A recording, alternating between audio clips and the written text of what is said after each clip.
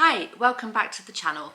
My name's Rebecca, I'm 45 years old and I used to suffer from multiple sclerosis, but I no longer experience any of the symptoms since starting the carnivore diet 2.5 years ago. In today's video, I wanted to discuss the concept of ancestral living in a little bit more depth because it's sort of chucked around on the internet quite a lot that the carnivore way of eating is the ancestral way of eating. And that's something that's always really interested me. It's sort of captured my imagination about the diet.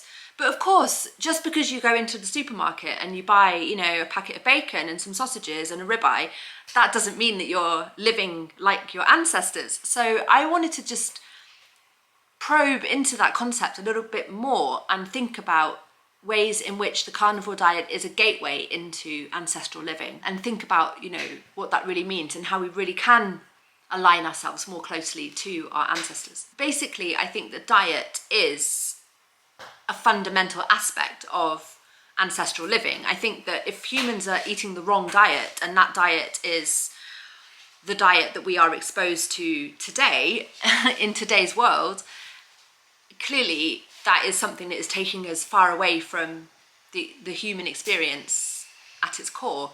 So, packaged food, preservatives, additives, all of that crap, loads of sugar, all of that stuff is clearly not healthy, and cavemen would not recognize that as their diet. So it's like a step in the right direction, but I think it's only one piece of the puzzle, because at its core, ancestral living is about aligning modern life more closely with the conditions under which humans evolved or were created, or whatever you believe. It's about the conditions we live in as much as what we put into our bodies. That's why a lot of people in the carnivore community talk about things beyond diet. Can you hear my coffee bubbling in the background? I'm just going to go and pour my coffee and I'll come back. Hold on. Got my coffee bubbling, my fire crackling. It's all going on here. But a lot of carnivore creators will talk about things beyond diet, such as sunlight exposure, grounding, getting closer to nature, exercise, things like that. So that, I would definitely say that they are the things to pay attention to once you have started the diet. Also, I would say things to pay attention to which are more in alignment with our ancestral essence is things like sourcing your meat from ethical producers and trying to move away from factory farming and from packaged produce. Go to your local butcher that has their own farm, if you have such a thing, and choose that over supermarket meat, for example. So there's choices we can make within our modern lives which I believe would align us more to what ancestral living is aspiring to. And we don't have to live outside the city, we don't have to live outside the system to make those choices. However, I do think that the systems that we live in are fundamentally anti-human. And I did a video, I think it was it the last video I did or the one before, where I talked about, no, I think it was the last video, where I talked about fat phobia and how that came about, and my experience of that as somebody who grew up in the 90s. And somebody commented on that video and mentioned that in the 90s we were the first generation to experience the sort of the separation from, wait, I'll have to find it actually, I can't remember exactly how they worded it, let me just look it up. To tether my laptop to the phone, all this bloody complex systems in action. I don't have a Wi-Fi router, you see, so I tether my phone to my laptop. That's a choice. That's a sort of ancestral choice. Tethering my iPhone to my MacBook Pro. That's so ancestral, man. Okay, Cabana Chronicles. Yeah, how carnivore helped me break free from fat phobia. Now, I really loved this comment, so I'm going to read it out. The Real Hip Priest says, I was born in 1980, so was I. I think we were the first generation to be completely disconnected from the production of that which we consumed. Be that by conspiracy, consumer-driven, or both is irrelevant. The rise of the supermarkets and the exportation of industry lead to the rise of concepts which were completely devoid of a connection to an authentic experience. So I would take issue with that only because this was something that Marx identified centuries ago.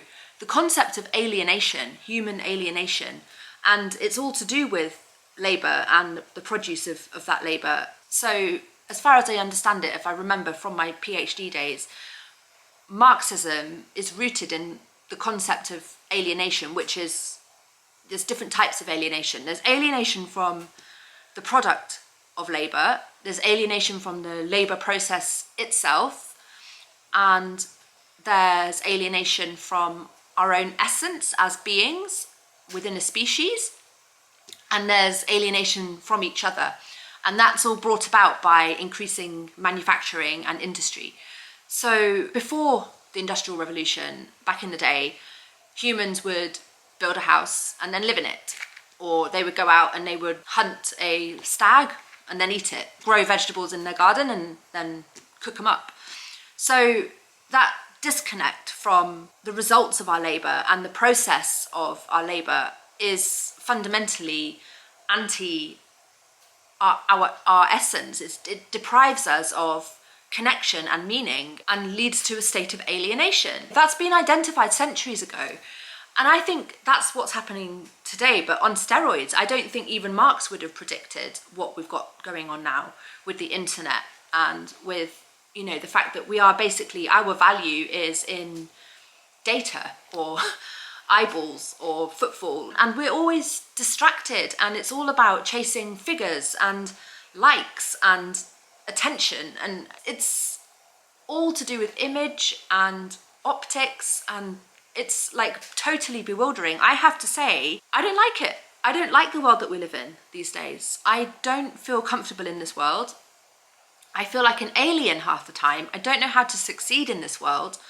I feel like I'm continually failing myself and people's expectations of me, and feeling humiliated and just feeling useless because I'm somebody who used to be very, very productive, who no longer is since I got sick with MS.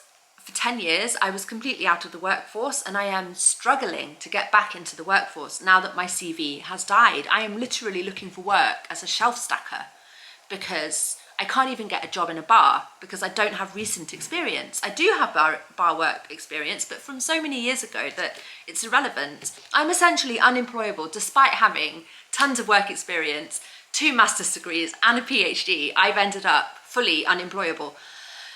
And it's hard, but I've also had to kind of indoctrinate myself from that feeling of anxiety due to lack of production, because I used to measure my worth in how much I produced, how hard I worked, and losing that all of a sudden because of MS was one of the hardest things I've ever had to go through. I also think it was my harshest teacher. It was the biggest lesson that I, for some reason, had to learn in order to move back towards my ancestral roots. And the way that I am doing that is finding a way to become that in a really meaningful way in my own life, which I know not everybody's at liberty to do. If you have children, for example, or you have elderly parents you have to care for, or you have jobs, you're not at liberty to make these choices. So I have to look at myself as extremely privileged to now be in a position where my previous life was so thoroughly destroyed that I am free to make these choices, to start to live as ancestrally as I can, and to bring an end to that sense of alienation that I feel so keenly. I feel like on some kind of spiritual level, I definitely feel alienated as a human being, regardless of my personal situation. This is a spiritual species level feeling that I have of something is wrong with the way we live, and I can't change that, but perhaps on an individual level, I can at least find some form of meaning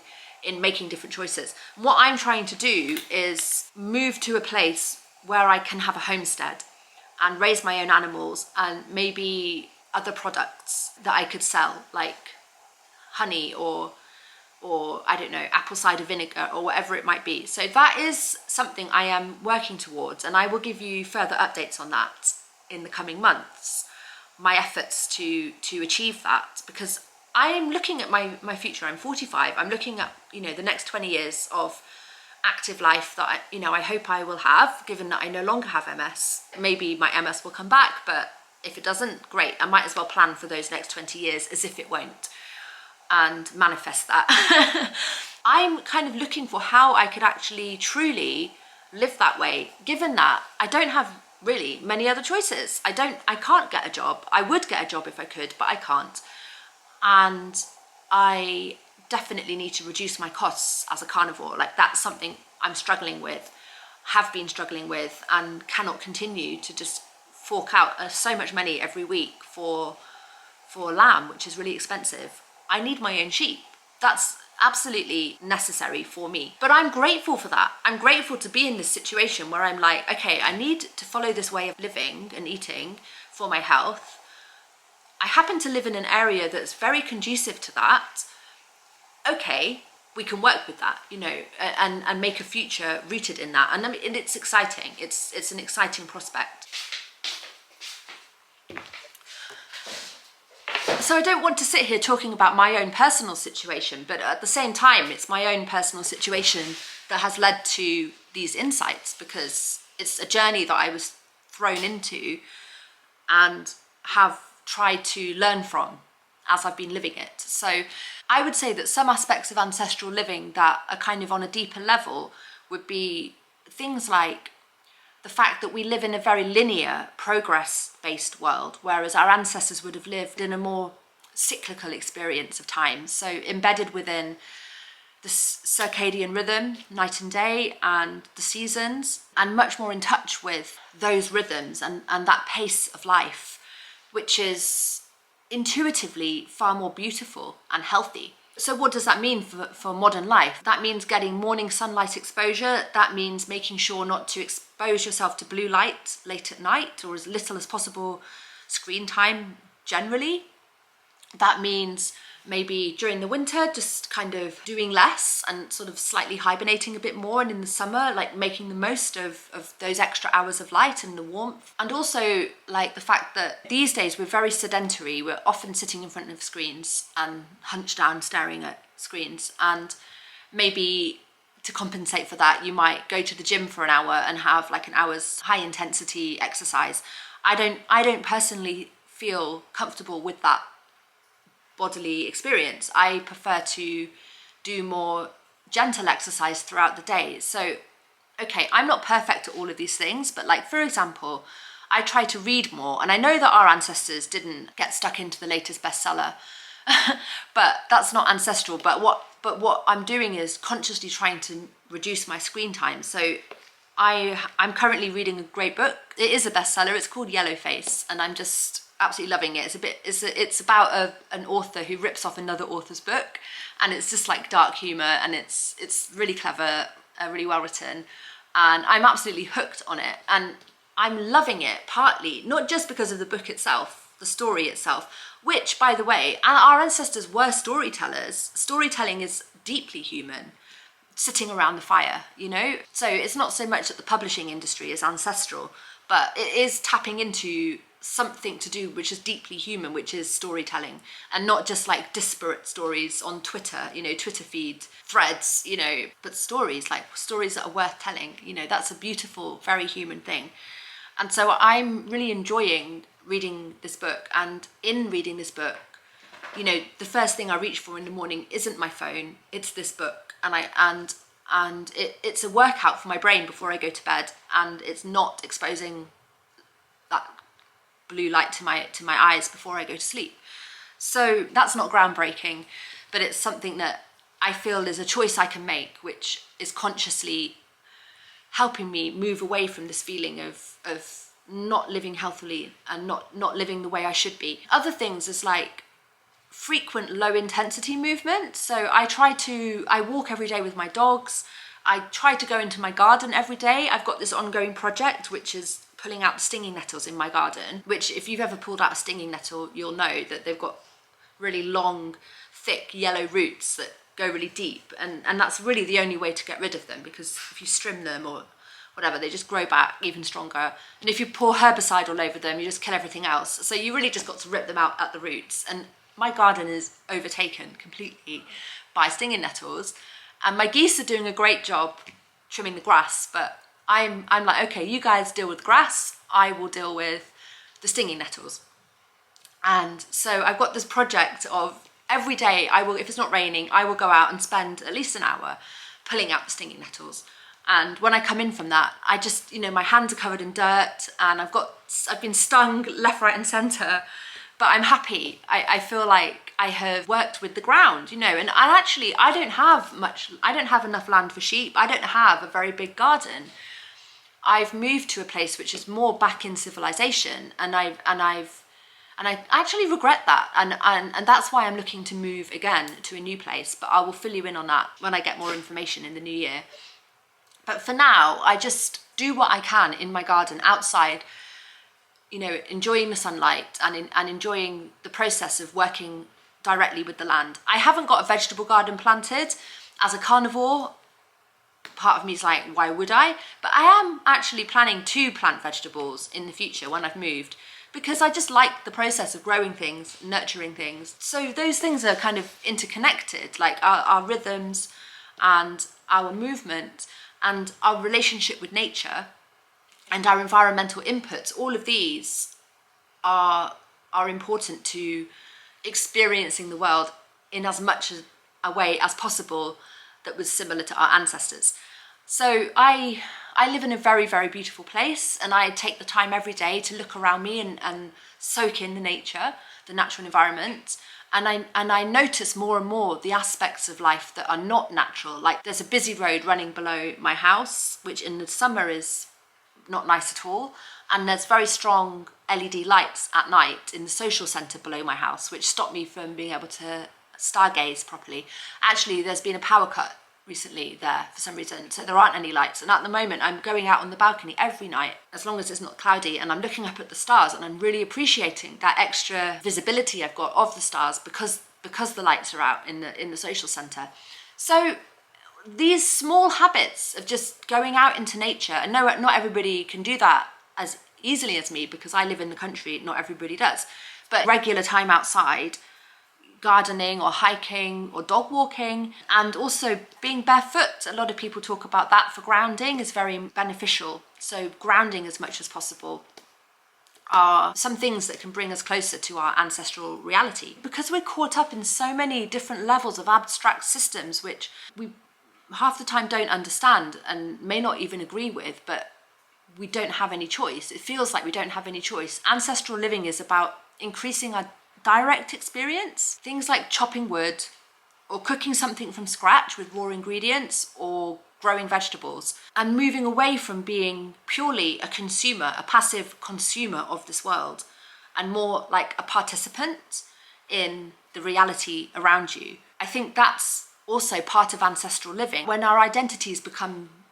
rooted in our skills and our contributions and what we're actively creating. So moving away from passive consumption and entertainment and distraction as much as possible. And when we do that, it makes more sense if we do that together, not as isolated individuals, but as communities or tribes, where we're coming together to create things together, to build something that works as a cooperative. Collaboration, and rather than abstracted money systems, but bartering directly, and you produce this, I produce this, we swap. This kind of thing is like an antidote to the world that we're living in. It's moving away from constant stimulation and allowing ourselves to feel discomfort to some degree. Not instant gratification, not convenience, not comfort, but allowing time for things to take shape, allowing silence instead of constant input, sensory input. This is a topic which, there's so many aspects to it. It's actually something I would feel more comfortable writing about, so that I could really collect my thoughts and elaborate on my thoughts. But I think for me, and this is where it connects back to the carnivore diet, is that ancestral living is fundamentally about embodiment, because we live in a world where we are completely in our heads all the time. I certainly was before I got sick. I spent my whole life in my head. I did not have a connection with my body whatsoever. It was like my body was just an accessory to me that I totally took for granted and did not respect or appreciate until I lost my body. Through the impact of MS, I lost my bodily capacity, and I've been rebuilding my relationship with my body over the past 10 years, ever since that happened. And now I have utmost respect for my body as it's now aging. And I take it very seriously and I respect it, and I respect what I put into it, and I respect the environment it is in. I allow my body to teach my mind, and I listen to my body, my bodily signals, even when my bodily signals contradict what I think I know. For example, when I discovered that I was sensitive to Wi-Fi, I couldn't have been more surprised, but it was what my body was strongly and consistently telling me. So I listened to it and I moved up a mountain. That's when my health started to improve. And now all the signals I'm getting are, you're distracted. There's too much sensory input that's not healthy. Our bodies are our primary interface with reality, and our ancestors were very much embodied beings. And I feel like if there's a sense of alienation these days, it really couldn't be more the case. You know, when we sit staring at screens and our minds are taken off into virtual realities, our bodies are just hunched over, or we're just reaching for our phones every second of the day. We're not in our bodies. We're not allowing those moments of deep connection with nature and with the environment around us, silence and stillness and movement that deeply bring us back to an ancestral rhythm. I think I've gone off on a lot of different tangents in this video, but I think for me what it boils down to, it's reclaiming agency in a world that profits from our passivity and our distraction, that is robbing us of true meaning and hollowing us out from within. Ancestral living is about refusing to allow that to happen. Even if we can't change, we can't hold back the tide, we can't protect ourselves from the way the world is going, but we can, on an individual level, make small choices, micro choices every day, where we're conscious of these processes as they're happening, and we're moving in the opposite direction. I think it's possible, and I think if there's any meaning in my life, it will be trying to do that and talking about that while I do it. And maybe that's all my life will amount to, but at least then I have lived as healthily as I can, as wholesomely as I can, and I've done the best for my body and I've done the best for my mind, and I've shared what I've learnt in an effort to encourage others to maybe make similar choices, whatever that may mean to them. So yeah, I've tried to go a little bit deeper level. Normally on YouTube you hear about, like I say, things like sunlight exposure and grounding. I've tried to take it a little deeper by talking about Marxism and talking about, you know, the systems in which we're living, which are hard to talk about because we are within them.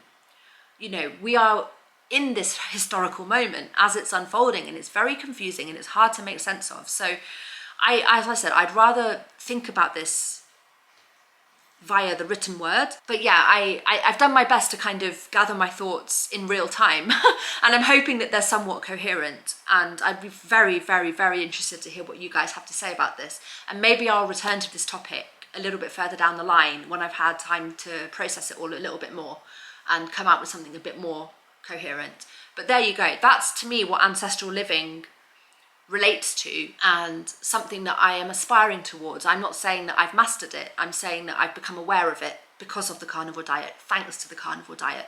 And I am trying to make micro decisions and big decisions that put me back in line with that, for the sake of my own body, for the next however many decades it's got left, hopefully, and for the sake of whoever may watch these videos and potentially be inspired by them. And that's the best I can do. So yeah, that's it. That's all I have for today. And I hope you guys are having a nice Christmas season. Take care, and I'll see you in the next video. Bye.